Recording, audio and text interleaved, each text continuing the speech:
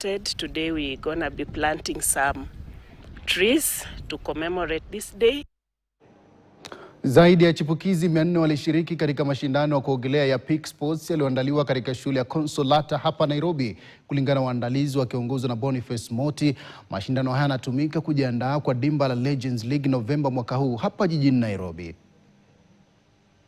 I took part in 25 fly, 25 back, 25 breast and 25 free, 50 back, 50 fly, 50 breast and 50 free. It was challenging for the 50 butterfly, but I managed. I've taken part in 25 breast, 25 free, 50 breast, 50 free, IM, 100 meter IM, yeah. I feel like right now the challenging part I had was the cold pool. I'm not really used to a very cold pool. Butterfly is a very technical stroke and you really need a lot of energy to do butterfly. Your best event? My best event, I feel like right now, my best event is 50 bucks. For this gala, the youngest swimmer was 3 years old, all the way to 14 years old.